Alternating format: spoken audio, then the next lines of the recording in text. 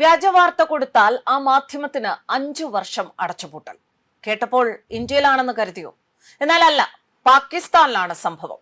ഇന്ത്യയിൽ ധർമ്മസ്ഥലയിൽ നൂറുകണക്കിന് പെൺകുട്ടികളെ കൊന്നു കുഴിച്ചുമൂടി എന്ന വ്യാജ വാർത്ത കൊടുത്തവർ എവിടെ? അവർ വിലസി നടക്കുന്നുണ്ട്. പക്ഷെ ഇന്ത്യക്ക് നാണക്കേടുണ്ടാക്കുന്ന ഒരു വാർത്തയാണ് അത് പാകിസ്ഥാൻ മണ്ണിൽ നിന്നും വന്നിരിക്കുന്നത്. പാകിസ്ഥാൻ മന്ത്രി അബ്ദുള്ള തരാറിന് അശ്വിനി വൈഷ്ണവിന്റെ 1/4 വിദ്യാഭ്യാസം പോലുമില്ല എന്നതുകൂടി ഓർക്കണം. ധർമ്മസ്ഥല അമ്പല പരിസരത്ത് സ്ത്രീകളുടെ 100 കണക്കിന് അസ്ഥികൂടങ്ങൾ കുഴിച്ചു മൂടിയിട്ടുണ്ട് എന്ന് പറഞ്ഞ് ആഴ്ചകളോളം എല്ലാ ദിവസവും ബ്രേക്കിംഗ് ന്യൂസ്, യൂട്യൂബ് ചാനലുകളും പോർട്ടലുകളും വിദേശ ഫണ്ട് കിട്ടുന്ന മാധ്യമങ്ങളും ചേർന്ന് ഒരു ക്ഷേത്രത്തെ തന്നെ കൊലപാതക ഭൂമിയാക്കി ചിത്രീകരിച്ചത് നമ്മൾ മറന്നിട്ടില്ല. അവസാനം SIT അന്വേഷണത്തിൽ എന്തെങ്കിലും കണ്ടെത്തിയോ? ഒന്നും കണ്ടെത്തിയില്ല. കള്ളക്കഥ പൊളിഞ്ഞു. എന്നിട്ട് ആരെങ്കിലും മാപ്പ് പറഞ്ഞോ? ആ ക്ഷേത്രത്തിന്റെ പവിത്രതയെ തകർത്തതിന്, ലക്ഷക്കണക്കിന് ഭക്തരുടെ വിശ്വാസത്തെ ചവിട്ടി മെതിച്ചതിന് ഒരൊറ്റ മാധ്യമമെങ്കിലും മാപ്പ് പറഞ്ഞോ? ഇല്ല. ഇപ്പോൾ പാകിസ്ഥാനിൽ നിന്നും വരുന്ന വാർത്ത കേൾക്കുമ്പോൾ ശരിക്കും ഇന്ത്യയിലുള്ള നേതൃത്വം ലജ്ജിക്കണമെന്ന് ഭാസ്കരൻ നായർ അജയ്. അദ്ദേഹത്തിന്റെ പോസ്റ്റിലേക്ക് പോകാം. ഇന്ത്യയിൽ ധർമ്മസ്ഥലയിൽ 100 കണക്കിന് പെൺകുട്ടികളെ കൊന്നു കുഴിച്ചുമൂടി എന്ന വ്യാജ വാർത്ത കൊടുത്തവർ ദം ബിരിയാണി കഴിച്ച് AC മുറിയിൽ ഉറങ്ങുന്നു. അതിന്റെ പേരിൽ എത്ര ഹിന്ദുക്കളെ ഇവർ മതം മാറ്റിക്കാണും? പ്രിയപ്പെട്ട അശ്വിനി വൈഷ്ണവ്, കണ്ട് പഠിക്ക്. പാകിസ്ഥാൻ മന്ത്രി അബ്ദുള്ള തരാറിന് നിങ്ങളുടെ 1/4 വിദ്യാഭ്യാസം പോലുമില്ല.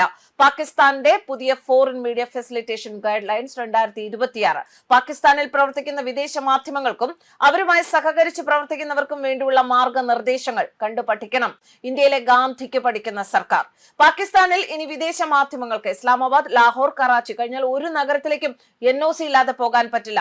ഫിക്സർ, സ്പോൺസർ, സോഴ്സ്, ട്രാൻസ്ലേറ്റർ വരെ ഗവൺമെന്റിന്റെ ലിസ്റ്റിൽ വരണം. എത്തിയ ഉടനെ EP വിങ്ങിൽ ഹാജരാകണം.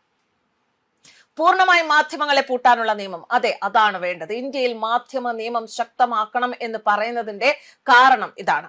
ധർമ്മസ്ഥല ക്ഷേത്രത്തിലെ നുണപ്രചാരണം. ധർമ്മസ്ഥല അമ്പല പരിസരത്ത് സ്ത്രീകളുടെ 100 കണക്കിന് അസ്ഥികൂടങ്ങൾ കുഴിച്ചു മൂടിയിട്ടുണ്ട് എന്ന് പറഞ്ഞ് ആഴ്ചകളോളം എല്ലാ ദിവസവും ബ്രേക്കിംഗ് ന്യൂസ്, യൂട്യൂബ് ചാനലുകളും പോർട്ടലുകളും വിദേശ ഫണ്ട് കിട്ടുന്ന മാധ്യമങ്ങളും ചേർന്ന് ഒരു ക്ഷേത്രത്തെ തന്നെ കൊലപാതക ഭൂമിയാക്കി ചിത്രീകരിച്ചു. അവസാനം SIT അന്വേഷണത്തിൽ ഒന്നും കണ്ടെത്തിയില്ല. കള്ളക്കഥ പൊളിഞ്ഞു. എന്നിട്ട് ആരെങ്കിലും മാപ്പ് പറഞ്ഞോ? ആ ക്ഷേത്രത്തിന്റെ പവിത്രതയെ തകർത്തതിന്, ലക്ഷക്കണക്കിന് ഭക്തരുടെ വിശ്വാസത്തെ ചവിട്ടി മെതിച്ചതിന് ഒരൊറ്റ മാധ്യമമെങ്കിലും മാപ്പ് പറഞ്ഞോ? ഇല്ല. മണിപ്പൂർ കർഷക സമരം, CAA, ഇതേ മോഡൽ. ഒരു സംഭവം നടന്നാൽ സത്യം അന്വേഷിക്കാതെ ഫാക്ടറി പോലെ വ്യാജ വാർത്ത ഉണ്ടാക്കും. വിദേശ മാധ്യമങ്ങൾക്ക് വേണ്ടി ഇന്ത്യയിലെ ഫിക്സർമാർ കഥ മെനയും. പിന്നെ അത് ഇവിടത്തെ ചാനലുകൾ ഏറ്റുപിടിക്കും. രാജ്യം കത്തിക്കാൻ നോക്കും. എന്തുകൊണ്ട് പാകിസ്ഥാൻ മോഡൽ വേണം? വിദേശ മാധ്യമങ്ങൾക്ക് ഓരോ ജില്ലയിലും പോകാൻ NOC നിർബന്ധമാക്കണം. അവർക്ക് വേണ്ടി പണിയെടുക്കുന്ന ഫിക്സർ, ട്രാൻസ്ലേറ്റർ, ലോക്കൽ റിപ്പോർട്ടർ എല്ലാവരും IBയുടെ ക്ലിയറൻസ് എടുക്കണം. പാകിസ്ഥാന്റെ പഴയ റിപ്പോർട്ട് നോക്കുന്നത് പോലെ ഇന്ത്യയെക്കുറിച്ച് മുൻപ് വ്യാജം എഴുതിയ മാധ്യമങ്ങൾക്ക് വിസ കൊടുക്കരുത്. വന്ന ഉടനെ വിവരങ്ങൾ വാർത്താ വിതരണ മന്ത്രാലയത്തിൽ റിപ്പോർട്ട് ചെയ്യണം. ഒരു വാർത്ത തെറ്റാണെന്ന് തെളിഞ്ഞാൽ മാപ്പ് പറയാത്ത ചാനലിന്റെ അക്രഡിറ്റേഷൻ റദ്ദാക്കണം. 5 വർഷം ബാൻ ചെയ്യണം.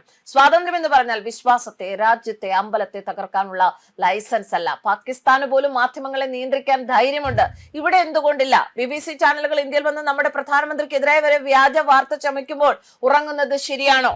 ഗാന്ധി പഠിക്കുന്ന സർക്കാർ ഇതൊക്കെ കണ്ടു പഠിക്കണം. ഇങ്ങനെയാണ് അദ്ദേഹത്തിന്റെ ഫേസ്ബുക്ക് പോസ്റ്റ് അവസാനിക്കുന്നത്. എന്തായാലും ഞങ്ങളും ഒരു വാർത്താ മാധ്യമം തന്നെയാണ്.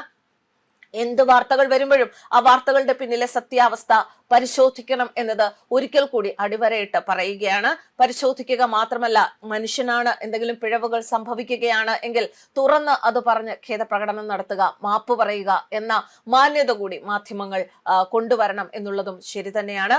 പക്ഷേ ഇതൊന്നും തങ്ങൾക്ക് ബാധകമല്ല എന്ന് പറഞ്ഞ് വീണ്ടും വീണ്ടും വ്യാജ വാർത്തകൾ ചമയ്ക്കുന്ന, അല്ലെങ്കിൽ നേതൃത്വത്തെ അപമാനിക്കുന്ന തരത്തിലുള്ള വാർത്തകൾ കൊടുക്കുന്ന, പ്രസ്താവനകൾ കൊടുക്കുന്ന മാധ്യമങ്ങളൊക്കെ ഇത്തരത്തിലുള്ള നിയമങ്ങൾ വന്നാൽ ശരിക്കും പറഞ്ഞാൽ വെള്ളം കുടിക്കുക തന്നെ ചെയ്യും. ന്യൂസ് ഡെസ്ക് കർമ്മ ന്യൂസ്.